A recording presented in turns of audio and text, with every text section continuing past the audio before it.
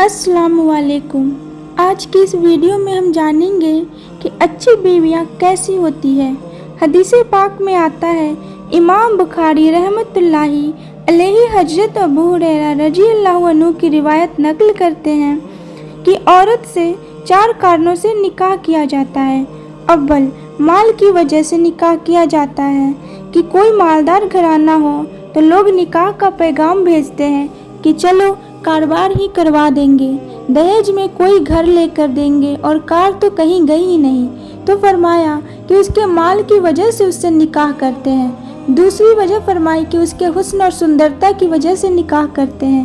तीसरी वजह फरमाई कि उसके हस्ब व नस्ब यानी खानदान व घराने की वजह से निकाह करते हैं, यानी ऊंचे खानदान की वजह से निकाह करते हैं। चौथी वजह फरमाई कि उसकी नेकी और दीनदारी की वजह से निकाह किया जाता है। तो फरमाया कि मैं तुम्हें इस बात की नसीहत करता हूँ कि तुम अपने लिए दीन की बुनियाद पर रिश्तों की तलाश करो।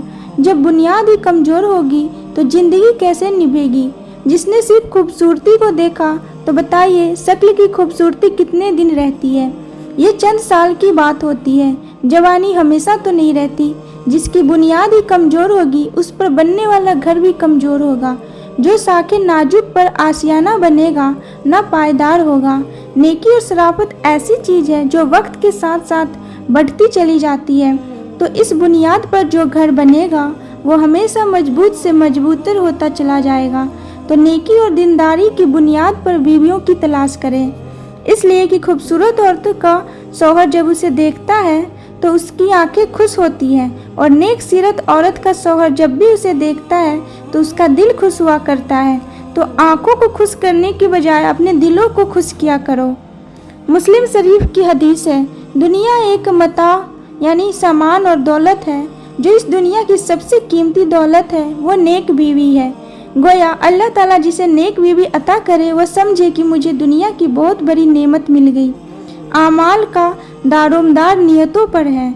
जब नियत में माल होगा तो आप देखेंगे कि झगड़े खड़े होंगे। नियत में सिर्फ सुंदरता होगी तो आप देखेंगे कि झगड़े खड़े होंगे।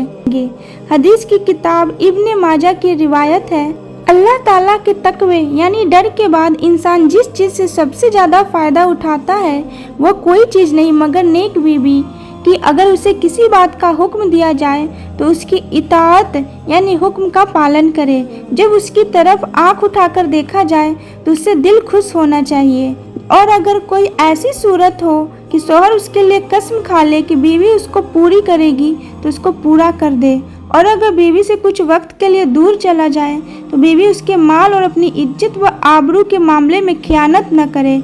यह नेक बीवी की सिफात बताई गई। एक बार नबी पाक सल्लल्लाहु अलैहि वसल्लम की महफिल में बात चली कि दुनिया की औरतों में से बेहतरीन औरत कौन सी है। किसी ने कोई सिफत बताई और किसी ने कोई सिफत बताई। खैर बातचीत होती रही। हजरत अली करमल्लाहु वजहू किसी काम से घर तशरीफ ले गए।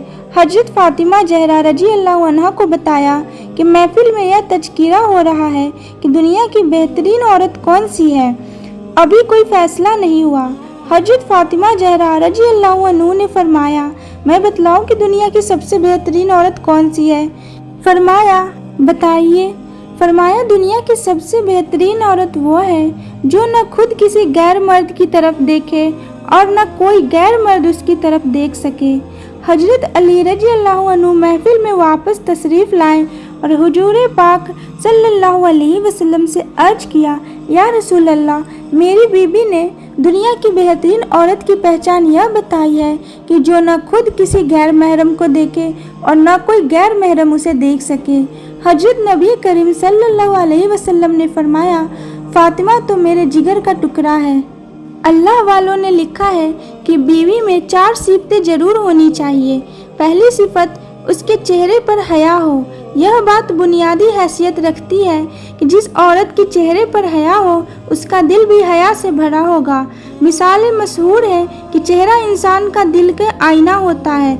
हजरत अबू बकर सिद्दीकी रज़ियल्लाहु अन्हु का कौल है कि मर्दों में भी हया बेहतर है मगर औरतों में बेहतरीन है।